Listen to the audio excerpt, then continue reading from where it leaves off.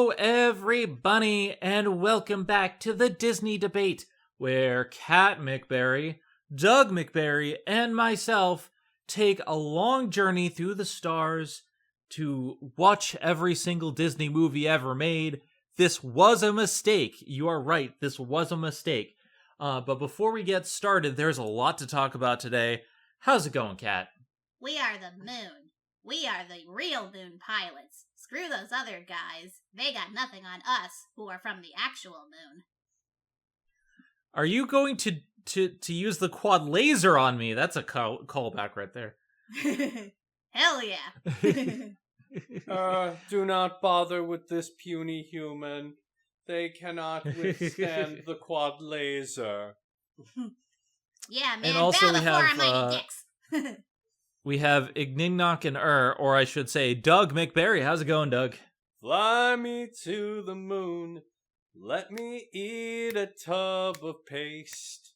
Let me see what life is like on, what the hell do they pronounce this? Beta layer A?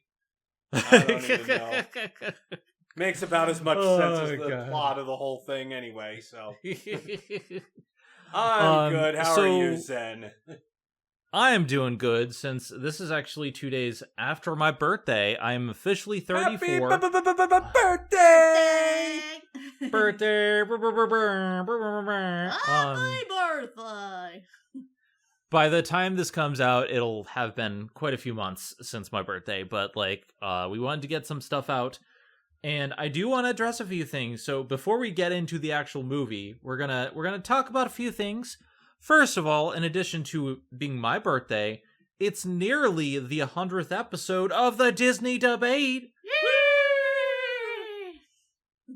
Woohoo! 100th episode coming next time. I can't believe it, honestly. This is episode 99 right now. It's been, oh god, it's been a long journey to get to this point, and Moon Pilot officially our 99th episode. And again, this was a mistake to sit down and do a podcast on every single Disney movie ever made. Not just because there's a lot of obscure ones that people will defend with an inch of their life that they probably haven't seen in a long time, Or ever. but also just when we started this, I didn't know a lot about making podcasts. I didn't know a lot about how to do any of this, and it was just something that we did on a whim. And so, hi Kana. Kana's asking to be a part of the 99th episode. When we first started, I didn't really have a lot of knowledge of how to do things, and my opinion on some of these films has changed because it has been over 10 years.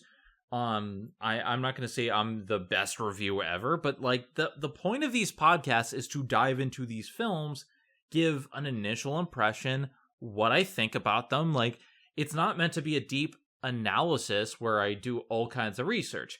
With that said, now we have gotten into doing research on the podcast, where it's still kind of first impression stuff, but we want to appear professional, even though half the time our naysayers are people who think that, Disney's best era was in the 1950s. You do you. Don't get me wrong, we have worse stuff to come, but come on, people, have some standards. Yeah, and it's look, I get it. Some people have grown up with some of these old films, and sometimes, some things have aged pretty well. But, it's just, some of the comments I get, I scratch my head, I delete them, and I move on, simply because, I can't spend my life arguing with people who I don't know, probably will never know, where I just want to talk to my friends about movies. So, but yeah, so next time is going to be our 100th episode, and as such, we're going to be touching upon a secret film. We're not going to tell you what it is yet, but we've been it's secret. We've been dropping hints. Shut up. We've been dropping hints about what it could possibly be as we go. But I will say it is an unusual film for 100th. We try to do something different for our milestones. For the 50th, we talked about Kingdom Hearts. I will say this time around, it is a film. It is a film, but it's a weird one. So that's going to be something to talk about.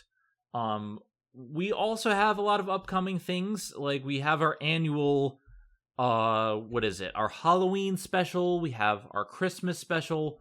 And we do tend to take these from, like, a poll. Like, we poll our audience and see, hey, we have a group of these films that, like, we could possibly talk about, that don't, like, aren't sequels to something, or specifically Halloween and Christmas based. For this upcoming Christmas, obviously we have the Mickey's Once Upon a Christmas, Twice Upon a Christmas, but there's more of the Santa Claus films, if you guys want to see us tear into that again. I mean, Santa Claus 2 didn't do very well, but that's just because no one likes the Santa Claus 2. We have Santa buddies. I'm sure you want to hear us talk about that. we could talk about Santa says Paws. That a dog can't be Santa Claus. Santa Paws 2.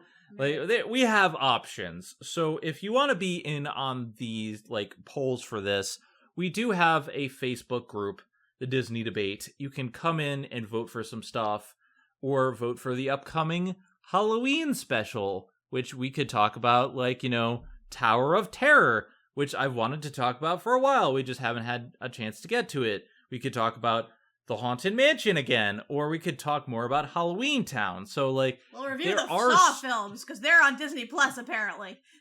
Yeah, the Saw's now on Disney Plus. Disney no longer means anything, because everything's on Disney Plus now. So we have stuff coming up. If you want to check it out, we have a Facebook group. Get hints about what the 100th episode is going to be. With that being said, let's go on to the next thing we need to talk about before the film.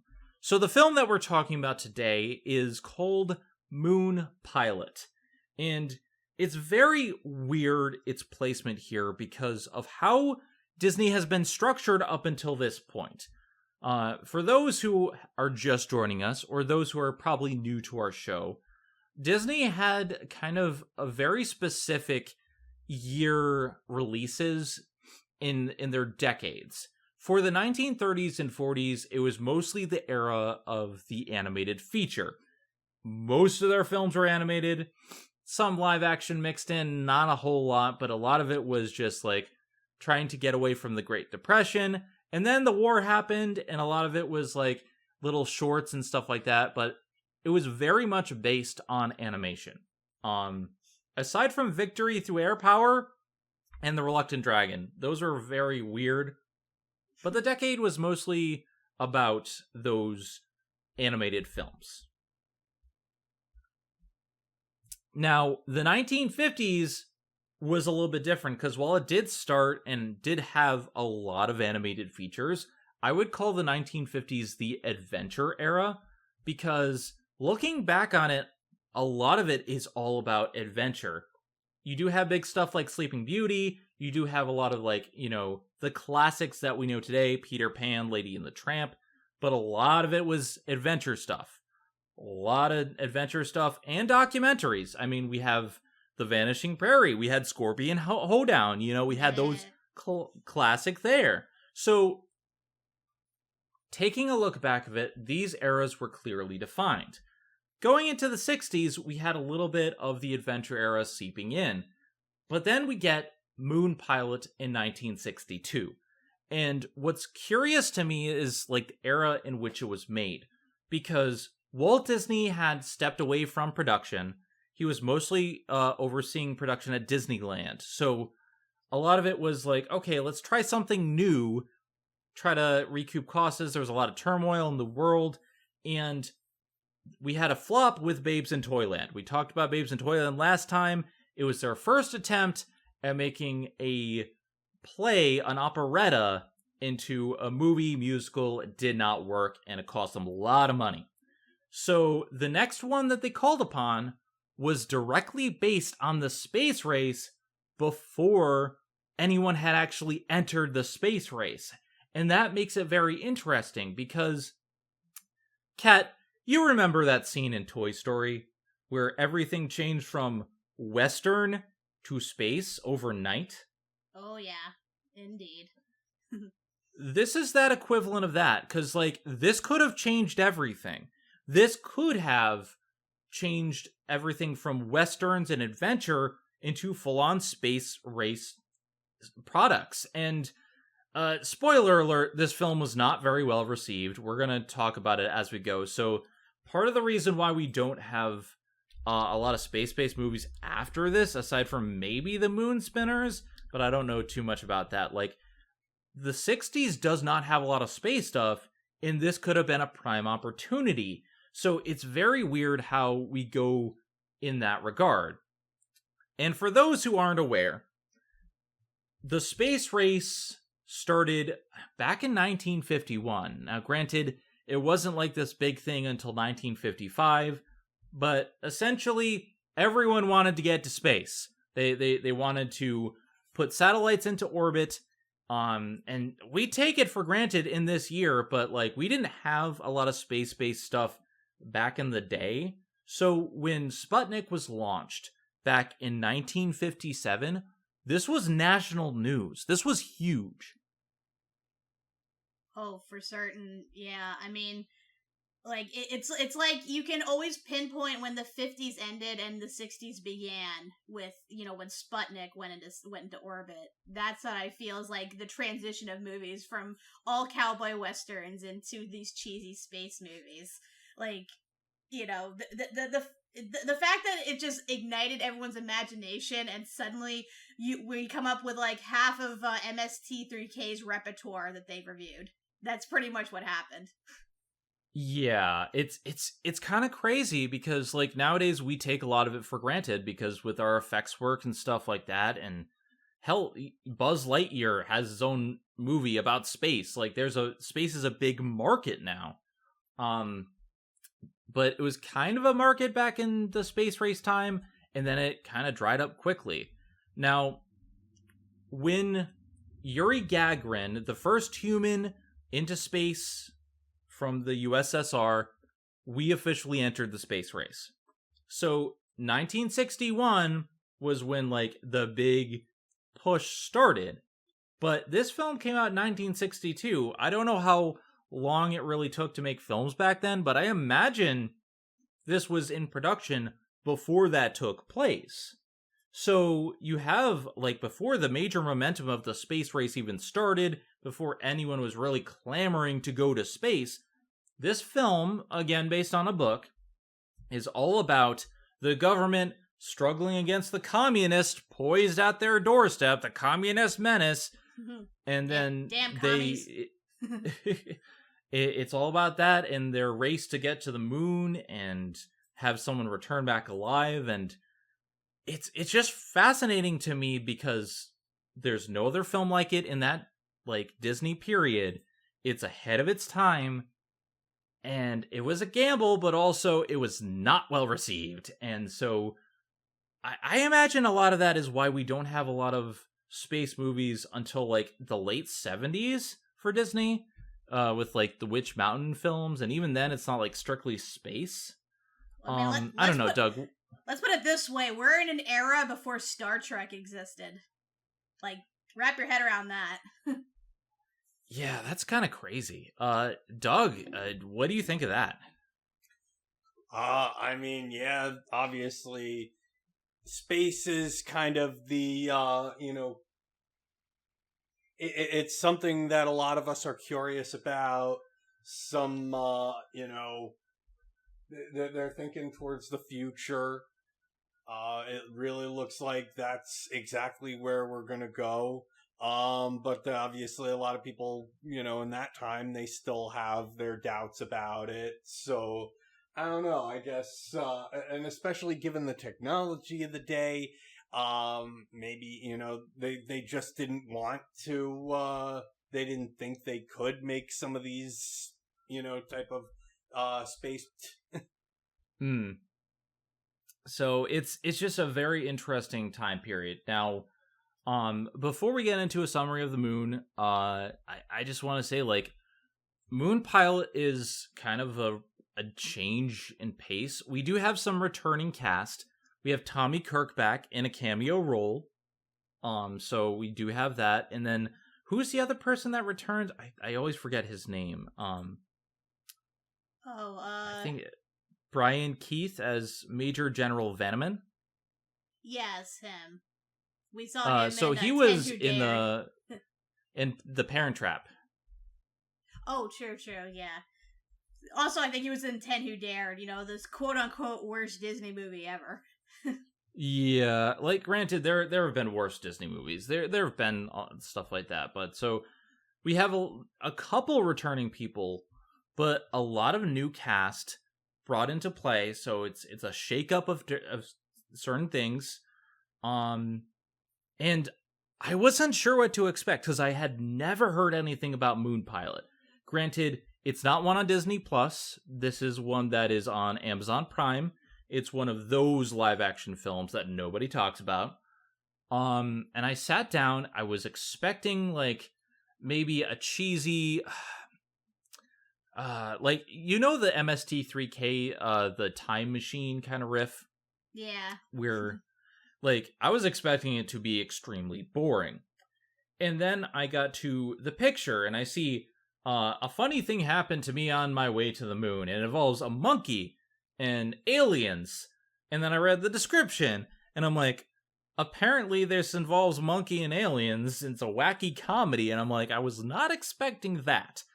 So it's like my opinion on the film kind of changed, and I'm not gonna lie, this is a dumb film, but I had so much fun. I was not prepared for how much I was going to enjoy this, compared to some of the other fare, which from the time period I thought was boring. So, like, I do think it works in some regards. But, Kat, why don't you give us a brief summary, and then we can kind of dive into this film.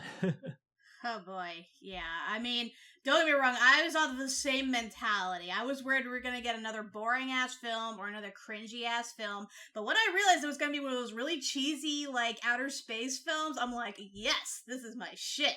I'm in. So, yeah, I won't lie, this is stupid. To both an annoying, but also highly entertaining degree. So, Moon Pilot, as we mentioned, it's about the space race. It's about, in this regard, it's about the Air Force trying to get a human out into space, to the moon. And they start off initially by testing it with a monkey, specifically a chimp. Well, it turns out they were successful. The chimp came back alive, everybody's optimistic, they think, okay, now it's time to send a guy into space. And they end up choosing the least qualified person in the Air Force to do this. However, this movie isn't about his journey into space per se. This is about his journey before getting into space. In fact, we don't get to space until the last 5 minutes of this movie. So, yeah, the whole plot is that we have Captain Talbot. He's basically the guy in charge of the chimp. He's the animal handler. He's technically part of the Air Force, but he's not really a pilot per se. And he accidentally volunteers to be the guy to go to the moon. And yeah, thanks to chimp shenanigans, basically. Here's the thing. He's afraid of flying. And he gets sick from flying. So it's like, why the fuck are you sending this guy to space? But whatever. Plot needs to plot. Unfortunately, he insists on seeing his family before he gets shot out into space, on the event that he dies, which is understandable. However, the Major General gives him all these rules he has to follow, tells him not to talk to anybody, don't tell anyone about the mission, keep everything on the down low, hush hush. So he goes home, he obviously doesn't tell anyone, however, somebody is following him.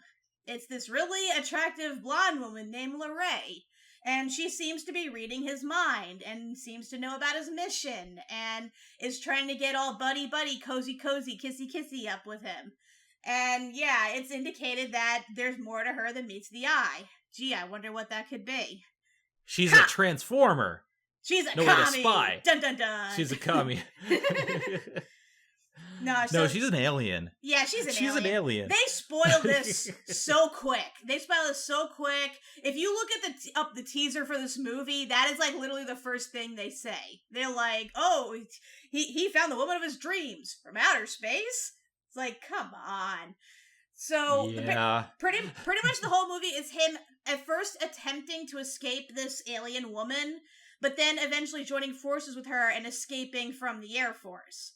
Like, there's really not much stakes to this. It's not like she's threatening his life for his mission. If anything, she wants to help him because she knows what the mission is, and it turns out that because they don't have a protective like chemical layer on the space on the rocket, it pretty much threatens to, like, in their words, cover him in proton particles, which would drive him insane. Because apparently that's what happened to the chimp, even though, you know, chimps are naturally insane. I mean, like, we did evolve from chimps, so you never know. No, but like I'm like just the fact that he's like, Charlie seems really upset. He seems more deranged than usual. I'm like, he's a chimp. Chimps are naturally homicidal maniacs. How is he acting out of character? He's a chimpanzee. He pats someone on the butt. He's throwing stuff in the meeting. Like, why do they have the chimpanzee at the fancy dinner? Like, good question. But yeah, but like I said, this whole thing is basically just a comedic chase to get, you know, for this guy from getting from point A to point B, and basically everybody around him manipulating him into doing what they want. And yeah, it like I said, it ultimately culminates in him finally meeting back up with the Air Force, him finally going into space, and of course Lorraine showing up and telling him, oh, don't go to the moon, go to my planet, we'll have sexy times. And he's like, sure. And we never hear from him again. She ate him. That's my headcanon anyway. Yeah, like I said, this movie is a trip. Like, holy it is a shit. drug trip, and there's a lot of stuff that, like, the plot is very thin, but the thing is, a lot of what is enjoyable about the film is not in the plot. So let's do some initial thoughts, and then I'll kind of get into some of the stuff that I liked about the film. My first thought was that I was thoroughly entertained by how dumb it was. Like, you have this person who is very wishy-washy, and yet how it somehow is very decorated to be in the Air Force. He's pressured into volunteering, and he goes through all this stuff, and then this person is following him everywhere, and he thinks she poisoned him. He thinks she's a communist, and it's all a parody about, like, the communist menace that's supposedly at our doorstep, and all this other stuff. But then it turns into a Looney Tunes sketch, because a lot of the time, like, the FBI agent who's brought in to protect him is very dumb too, and it's a dick measuring contest between the general of the Air Force and the FBI, who don't want to inform each other about what's going on. And it gets crazier and crazier, and what really stuck with me, I'm in charge here. Not anymore, you're not. Aw, man. I am security. This is national security. I am secured. Like, there's so many moments that are great, but what stuck with me is the ending, where they're going into space, and the general is getting transmissions back of him talking to someone who wasn't there on the flight. And, like, it's just him losing his shit the entire time. It's like, what is going on there? What do you mean you're not gonna come back? What is this? What's going on here? It's one of my favorite endings in films. So, like, it's a dumb film, but I liked it. And we're gonna get to the characters and stuff in a bit. But, like, just the plot doesn't matter. It's what happens that matters to me, if that makes sense. Because, like, these characters work off each other in the same slapstick way of the Looney Tunes, but also in the way that, like, is a parody of stuff. It feels like Airplane at times. Doug, what do you think? Get a hold of yourself. I picked the wrong week to quick sniff and glue. Yeah, I'm gonna say yes. That's pretty much what it is. This is where xenophobia, Cold War tensions, horniness, and ADHD basically collide and decided to make a film. They had one giant sexy orgy where everybody dressed up as space characters.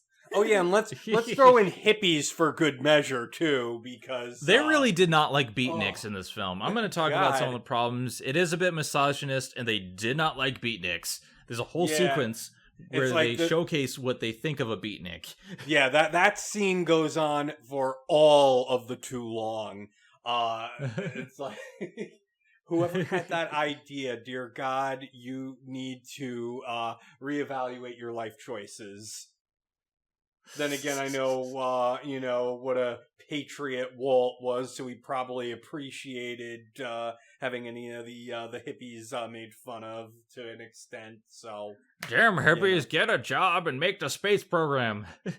But yeah, I mean, like, this movie is incredibly stupid, but it's certainly not the worst that Disney has ever made, especially given that it's so dumb that there are times it's hilarious. It's, it's baffling, and it's something that you kind of want to try and wrap your head around what just happened. But it does have its dull moments. Like there were times where I was just checking out, and on my phone I couldn't do whatever was on there. And then sometimes it gets like really cringe. Oh my god. It is a very mixed film. Like, for me, I liked it because, like, a lot of the parody, a lot of the out there stuff worked. But there are dips in quality as the film went on, and that beatnik scene was something. Kat, what do you think? Yeah, I mean, don't get me wrong, I was entertained throughout. Like, I guess you can quote me on this. I had a better time watching this than I did watching Lightyear, or the most recent Disney film. Exactly. Yeah, because at least you know this one is not really taking itself seriously.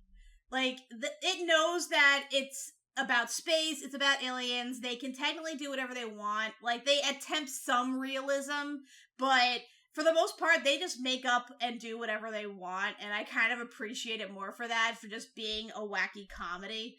And granted, there are times where, like, they are unintentionally hilarious just by virtue of the over-the-top performances and just the ludicrousy of certain situations that occur, but there are times where it does get to be a bit too much. And, like, honestly, the romance is the cringiest thing in this, because, it's just another case of, oh, we have a male and a female lead. Obviously, they have to hook up, so we have to make them fall in love somehow, even though she's basically stalking him, and we know she's ultimately going to kidnap him out in space and probably feed him to her legion of, like, alien brethren or whatever.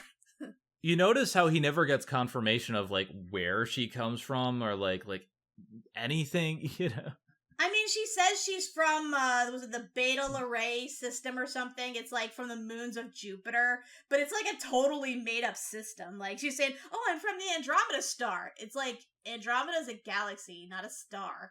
So, like I said, they're just pulling shit out of their ass, just so because they didn't want anybody to, like, fact-check them. It's definitely funny seeing, like, some stuff, but at a time before we knew a lot of stuff, back when Pluto was considered to be a planet. I will say one of the things that really worked about the film, and I think hooked me from the start, I think the pacing is really well, because in a lot of films of the era, you'd get a very lengthy opening, but the film itself is the opening. They have the rocket launch, they do a lot of setup, and, like, there's not a lot of fluff in, like, a lot of the opening stuff. And I think, despite some parts where, like, his mom is playing bridge and, like, there's not a lot going on there, and the beatnik scene, like, it is very well paced. It goes from plot point to plot point.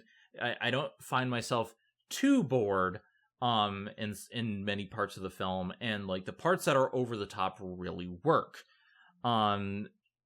I think my favorite character is the FBI agent, who's played by, I'm looking this up here, Edmund O'Brien, who's the FBI agent McCloskey.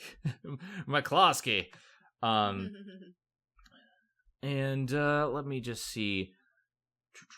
He was a character actor back in the day.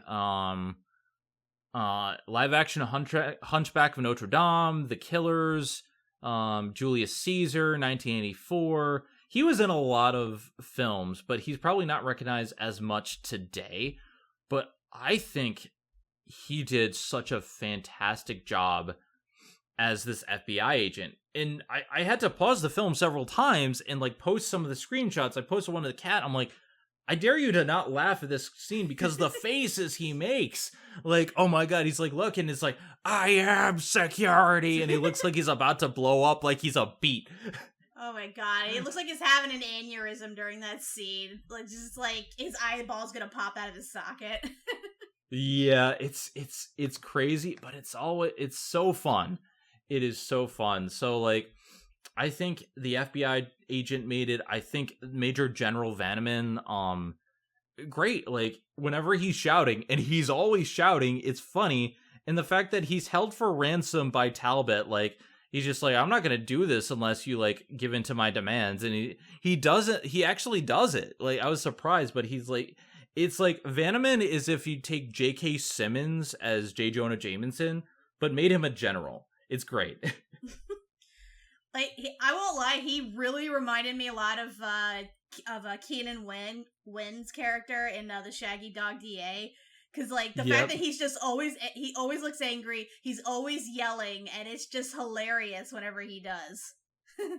And then you have a dick measuring contest between McCloskey and Vanneman, and they're both in the same room. They're both trying to out-grumpy old man each other, and they're both incompetent, but they don't want to give each other information because there's, as we know from the absent-minded professor, the Air Force and the FBI, they're cutthroat people. They don't want to agree to each other.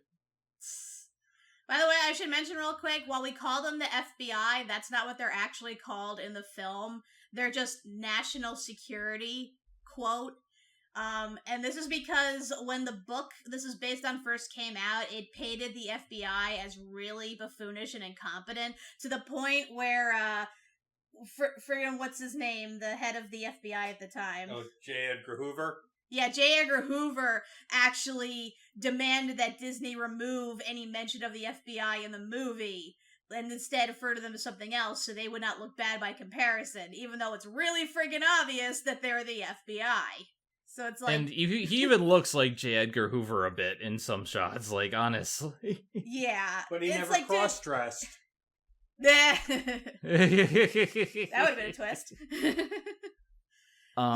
It's a very one of the descriptions when I looked at the reception of the film, it's irreverent is what they said. It's a reverent take on the FBI, the Air Force, and the military, and that's what makes it fun. Yeah, and honestly, it doesn't make sense, though, that they wouldn't confide in each other, because, again, they're part of the same government, and, you know, a mission in the moon you think would be of utmost importance, and if they're protecting the guy who's supposed to go to the moon, they would brief the person on the situation.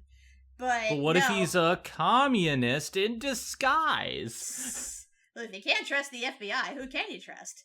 Although, to be fair, like, once they do actually tell the guy, he yells it out loud in the middle of the room and is like, going to the moon! It's like, well, no wonder they didn't originally tell you, you freaking blabbermouth. It's just... it's like... Yeah, like, so, it is annoying, but also I find it funny. I think a lot of it is, like, this is a comedy of errors, and, yeah, you could pick apart this plot very easily. It's a dumb plot. But I think what results of it is very funny. Like, there's a scene where Lee Ray infiltrates the apartment, and he's like, how did you get in? That door is locked. And she's like, yes, it was. And she says it in such a way, like, clearly it's a French accent made to sound alien, and I couldn't help but having fun. Like, that's creepy, because, Zim. like, you're creepy. Yes, I am. It just, like, the performances make it for me. I think Talbot was great. I think Lee Ray was great. Doug, what do you think? I mean, they did okay. I mean, yeah, definitely. I love Brian Keith just shouting his head off like he's about to have an aneurysm with every sentence. And like, you know, Edmund O'Brien, he was good as McCloskey. I didn't really care much for Tyrone. as Talbot or Denis Saval as Larray, they just kind of felt very bland to me. It's like all she really has going is just some accent that can be confused for like European. Hence why it's clearly French, but like pitched up and like made to be more out there. Yeah, but it's like I don't know. I just didn't buy them. They were kind of, like I said, they were very cringe together. It just felt like the guy playing the Talbot, he's so dopey and just very derp. Like freaking the first time he sees Larray is like she offers him some pill and he just immediately takes it, no thoughts, until even though he was just told, don't accept anything from anyone, they could be a commie. Because it's like he keeps having those like thoughts every instance, like he sees strange woman, and then he just does the weirdest, most awkward things. It's like even his romance with her just feels so uncomfortable. I don't know. I really didn't care for either of their performances. I don't know if it's their fault, maybe they just were given bad direction, but yeah, I mean, really we're going to see them in the future, maybe not Leray, but we're going to see Thomas Lester Trion. He's in a lot of Disney films from this point onward because, Disney likes to reuse actors, so he's a main character. He's from Hartford, Connecticut, which is interesting. But like, I think it's more the romance that's a little bit cringe. And I don't like using the word cringe, but like, he immediately falls in love with this woman. Totally like cringe. It's absolutely cringe. It's a bit misogynistic, and like from the moment she's on screen, she's like this sexy seductress. Everyone's like coming out of the aisle on the plane to look at her butt. Like, there's some weird moments like that I was like, I could have done without that. But I think his performance is fine. I just think the romance is the problem. What I like about like him and Leray is like how they play off each other. It's like, I'm not a spy. You're a sexy spy. There are some moments that really work. So like I did enjoy that, but they don't really have chemistry. Then again, we could have used more Tommy Kirk, who cameos as his brother for all of one scene. Kat, what do you think? Oh my god, they wasted Tommy Kirk in this. Like, I don't know if it was in his contract that he had to be in a certain amount of films, before they let him go, because I know by this point he was getting older. He wasn't really suited for, like, the young male lead as much anymore. But it's like, dude, you don't do this to Tommy Kirk. Come on, he deserves better than that. Like, you could easily have cut the brother role, and it would have changed nothing. It's like he could have just got a taxi ride from the airport to his mother's place and left it at that. Because seriously, like, Tommy Kirk shows up, he tells his brother what's going on, he drops him off at his mom's house, and he's like, okay, going to hang out with my friends, bye! He's got to go back to work at Toyland. And yet he's one of the better performances of the film.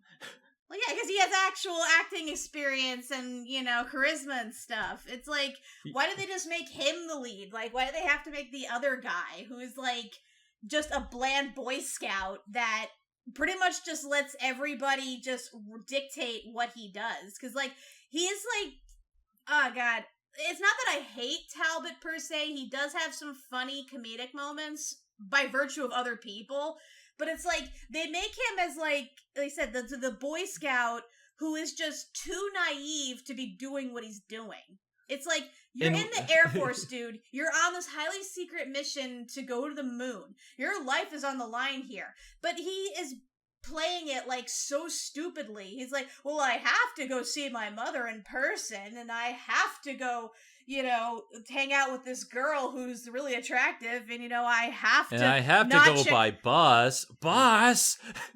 He's just a few muscles short of a himbo. Pretty much. Honestly, he does have muscles. Like, when he takes off his shirt, we get man service in one scene. He does have muscles. He has a physique for the time. Well, you gotta have something if you're gonna be in the Air Force. I know they fly mostly, but you do have to be in shape for that. But Mm-hmm. but yeah, I mean, the guy just, like, he doesn't really have much of a character in and of himself, because again, he accidentally volunteers for this, even though, as I mentioned, he is the least suitable person, and, like, it baffles me they would even choose someone like him to do this, because, I mean, NASA did exist at this point. We had astronauts by this point. Why are you choosing some rando who takes care of a chimp at the Air Force? It makes absolutely no sense to me. Especially a guy who... You need a fall guy. You need a fall guy when something goes wrong.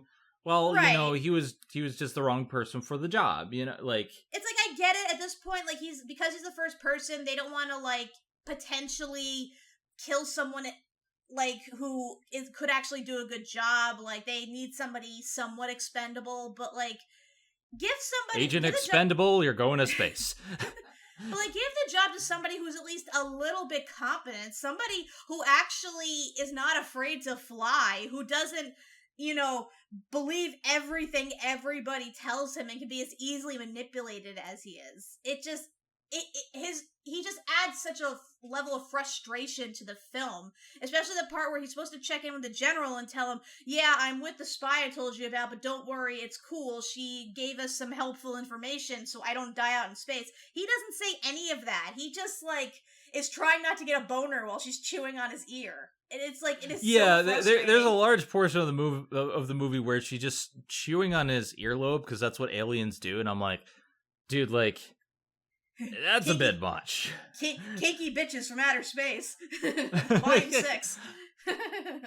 Like, I get that there's a kink in real life, and I'm fine with that, but, like, back in the day, that was pretty out there. Like, I know, for them to do that in a Disney movie, like, I'm half wondering if that's why this isn't on Disney Plus, even though they showed much worse stuff, much more sexual stuff. Yeah. So, like, there are problems. I don't like the misogyny in the movie. I don't like how he immediately falls for this girl. The only, like, proof that she gives is she saw him as a kid who she says is their son, their future son, and, like, there really isn't a lot of proof that they're aliens, aside from, like, the mind reading, but, like, it could be intuition. I don't really believe in mentalism that much, so, like, there's a lot of frauds out there. She could still be a communist. I think what works about the film for me is the comedy of errors, the parody, all the stuff that works off of Talbot and not Talbot himself, all these other characters, and, like, how that works out. I'm not gonna say it's the best film ever made. I'm not, like, but it's not boring. Like, we've reviewed so many boring Disney films where we check out and maybe miss a detail or two, or, like, where we just, like, we want it to end. We just want it to end. I never had that moment with this film. Because... Yeah, neither did I. I mean, how can you when this sort of batshit insanery is just continuing on screen for an hour and a half? I spent a lot of time howling with laughter. Like, there's a point where, like, Lyre is in the hotel room and they meet up, and the FBI agent is coming back, and he's just like, okay, I'm gonna break down the door, and he opens the door and the agents come flying into the table. It's like legitimately a Looney Tunes sketch, and it's like, what was the thing that I was hearing? Oh, sir, that was the TV. And he's like, can I slip off for an hour, sir? He's like, no. And then he gives him the slip by switching up with a convention goer, and, like, there are funny things like that I think really make the film, but it's not the smartest film, and it has... Let me talk about the beatnik scene. Okay, so we've alluded to this, but, like, because Lyre is described in their words as a beatnik, and there is no reason, because he wears, like, a foreign shawl, like, she could be European. Like, there's no reason to suspect that she's a beatnik. But then they're like, oh yeah, bring all these beatniks off the street. And they bring in people clearly on drugs, a bunch of, like, a contortionist, someone who is just shouting expletives about America and saying nothing. Like, they bring in the crazy people, and I'm like, is this what you think a beatnik is? Basically a bunch of feminazis, like the most extreme stereotypes you can think of. Yeah, it's so weird. And the thing is, it's not just one scene. Like, you get one lineup, you get 3 total lineups of different people all reiterating the same unfunny joke. And apparently this is Sally Field's film debut. Yeah, I was surprised to hear that. Like, when you go back, you can easily pick her out in the lineup. And I'm like, girl, like, you are destined for so much better stuff than this. Just keep your shit up, please. Admittedly, the punchline later on, when it turns out that Lee Ray isn't among them, and that they analyzed everything and they weren't from this world, and he's like, could be? Nah. That's funny. But you spend a good 15 minutes of nothing. Oh, and let's not forget Doug, the guy that, the witness in the market who they bring in there to, check among the lineup to see, if one of them matches Lee Ray's description. That guy is like the creepiest dude. Oh yeah, the guy watching her chew on his ear. Mm-hmm. Yeah. And cheering them on is like, very nice. This is your wife. Granted, like the whole thing is they're making a big public display of affection when they're really supposed to be keeping a low profile. But this guy just he like even like makes a point of going over to them to like get more in on it. Who knows where the hell that was going? Yeah, like there was a lot of weird moments with the romance. It does go a little bit too far. I think it's done for comedy, but like looking at it, thinking about it, there was no reason for like him to be in on the scene and have a witness, and there's a lot of weird stuff in that regard. I will say he does accomplish one thing though, because up until that point, I was almost convinced that Lee Ray was a figment of Talbot's imagination, or that she was only visible to him. Because that would be funny. That would be funny. Because if you notice, like, up to that point, like, aside from the whole people gawking at her scene, like, nobody else acknowledges Lee Ray's existence. Like, she could just be, like, a figment of his imagination, or a phantom or something. We have no clue. And it's like she conveniently disappears whenever anybody else shows up. So I almost expected that to be the only time that she goes against that was when she goes with a cabbie. But like the guy who picks her up blacks out and doesn't remember anything, so it could have been Talbot. Exactly. There's so many like reasonable explanations for why nobody ever sees her. And again, it's that. But then, like we said, when the one Gawker guy sees her, it's and then he tells the the Air Force about it. It's like, yeah, it's unmistakable. She actually is real. And of course, at the end, they hear her over the communication. So it's like, okay, so she is real. She just shows up when it's convenient for the plot. But like, I don't know. I feel like there was a lot of wasted opportunity with Lee Ray because, again, it makes sense they would go for a whole alien thing given this is space they're trying to get to. But like, they don't really give her any motive, any clear motive, I should say. Like, yeah, she wants to save Talbot's life, but why? What makes this guy so special? Why is this alien race helping Earthlings to get to the moon?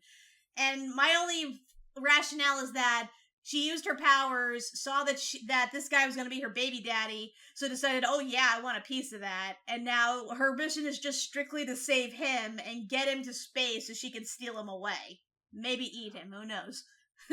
On my end, like, I do get that. Like, I think the biggest problem with Lee Ray, like, she's great for comedy, but, like, there's no reason why, she says, oh, we've been watching Humanity, we think you're nice, we want to help you. It's like... bullshit! But you could have revealed yourself as an alien. Well, it took you this long to believe. Like, they go jump through hoops, and, like, personally, what I think she is she wants to steal him and eat him. Because... legitimately, like, she didn't want him overcooked with the proton rays. Like, exactly. There's no reason that her vision would have been their future son. Like, there's no real proof that she's that kind of alien, and there's no proof of her loyalty. She's like, oh, I just love you. And the fact that she keeps nomming on his earlobe, like, she just want to cook him and eat him. Like, that's my thought, because, like, she appears in the rocket. There's no plans. She doesn't... give him an idea of like, okay, we have contact with people on this side. Like, if they lose contact with the Air Force and she eats him, like that's the thing. Like, I have a feeling, and well, I do love the ending of the film and them like freaking out and all this stuff and singing about the 7 moons of Jupiter. I'm over here like, she's just gonna eat him. Oh yeah, I'm convinced that this is all secretly a horror film about her trying to capture her human victim and cook him for her race as like a delicacy of Earth. Because what other reason could there be, honestly? It's like, yes, she looks like she's giving him bedroom eyes, but she also is looking at him like he's a prime rib steak. And in like, the pamphlet she gave to serve men, it's a cookbook! She could be a praying mantis. True. They made Oh, I got them. that pun. How dare you, Doug? But like, what was it? I think the reason she showed the whole vision with the sun is because she realized what a goody two-shoes he is, and that he wouldn't engage with a woman unless he knew there was commitment involved. And if he shows that they eventually have a son, he knows that if they hook up, then they're gonna get married, and he'll have the ideal life or whatever. And that's like the only reason he stays with her. Because, like, it's clear this guy's a turbo virgin. Like, big-time turbo virgin. So, yeah. Like, this guy was, like, welcome right to the for 50-year-old virgin. I mean, he seems that way, honestly, just from his mannerisms alone. But, yeah. He's probably much younger, but, like, his mannerisms make him out to be a little bit old. Yeah, but it's clear, like, if Disney had the balls, this would have had a completely different ending, and I would have been all for it. Alright, we've been talking for a bit. It's about 50 minutes in.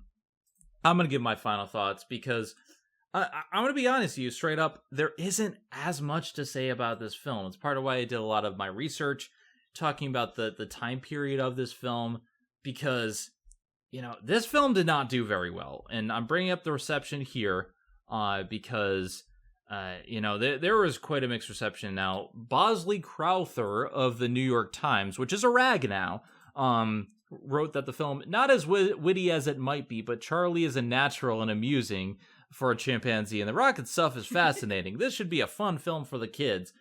Whereas Variety said that the film is a marvelous mixture of absolute nonsense, a thoroughly intoxicating, high-spirited, and full-bodied blend of moonshine and monkey shine, underneath which lurks a most disarmingly irreverent spoof of the current morbid preoccupation with reaching heavenly bodies. And then the rest of it was, like, fair, and it sacrifices its high-spirited kick for the reassurance of pleasant family fare. So this wasn't very well received. But what gets me is the Variety article, because that's the perfect example of what this film is. It's like, it's very much nonsense. This film just goes there. And while parts I think really work, a lot of like the spoof can work, but then it goes a little bit too far. And I feel like some of the stuff that it's spoofing has not aged well. And like, I like this film. It's dumb. It's entertaining. I feel like for $3 for a rental, I got my money's worth. But what is there to really say about the film as a whole? Like, the plot is very thin. The comedy is hit or miss. It's a lot of fun, and when it goes there, the performances are mixed. Sometimes it's really good, sometimes it's not. It's not the boring film that I thought it would be, but it definitely isn't the best of the 1960s. Doug, what do you think? Yeah, I mean, honestly, I don't like it as much as you. I mean, I got enjoyment. I think you're right. Yeah, it's basically like a $3 rental at the best. You don't want to own this movie. Yeah, this is not one for people the might Disney look vault. at you funny. I mean, yeah, it's one of those, you watch it once and then you're never gonna watch it again. Why would you? I think like maybe potentially you could kind of, you know, you there is potential for it to be like remade and updated, though I feel like something might be lost and it'd be just a completely different film. So I don't know, but I mean, All I know is I feel bad that the Sherman brothers are attached to this. Oh yeah, that is such a shame. Yeah. Yeah, I mean, it's not a very Sherman Brothers film. Like, the score doesn't really necessitate a lot of that stuff either, too. So it's like, Kat, what are your final thoughts? Well, first off, I want to say I love that those reviews that you mentioned both mentioned the monkey as being basically the best part of the film, which it is. It's great seeing Charlie just freak out. Like, here comes Charlie with the chair. Ah, oh my god, he's got a chair. Yeah, that part was great, and yeah, I agree that there's not much to be said about this film because like it's just goofiness all around. Like they try to make it a space adventure, but really there's no space. Like you have 5 minutes of space and that's it. And it's Space is warped and time is bendable. Pretty space, much. gotta have space. Like, space. This is the type of movie I would love to see riff tracks, like, actually get a hold of and riff. And considering that Disney disowns it so much, it's not even on the Disney Plus platform, I think it'd be easy enough for them to be able to do this, because there is so much fodder for them to work with in this. But, yeah. This definitely deserves a riff treatment. I will definitely agree there. This would be my second viewing of it. Pretty much. Yeah. But, I mean, in all seriousness, from, like, a movie-making standpoint, I mean, it's obviously padded in part. Like, this is barely an hour and a half, and there are parts you could tell they easily could have cut. But it's, you know, again, given how thin the plot was, there wasn't much they could do. I mean, the acting, it's either over the top or it's, like, annoyingly bland. And, like, it's hard because you still get entertainment out of it, even though you know it's bad. But, again, you have to go in the mindset that this is a bad movie, but it's stupid. So you can enjoy it, because it's not taken so seriously in the slightest. But it's one of the films where, like, going into it, I was dreading. Coming out, I had a fun time. Looking at it now, it's an enjoyable film, but it's not great. It changes as you go because I wasn't expecting this. Yeah, I mean, I would say, like Doug said, it's worth at least one viewing just to experience the insanity of it. But after that, once you know what to expect, it's not as fun the second time around, so it's like, I don't need to watch this anymore. So, again, you know, if you have Amazon Prime, give it a watch, otherwise it's pretty skippable. Again, this takes place before the whole official space landing thing, before we had actual good space films and TV shows, so you're basically getting, like, Coke Zero with this. Just, take it for what it is. This was before, like, I mean, Disney was always fascinated with space, but, like, this was before Mission to Mars and a lot of other, like, more classic affair.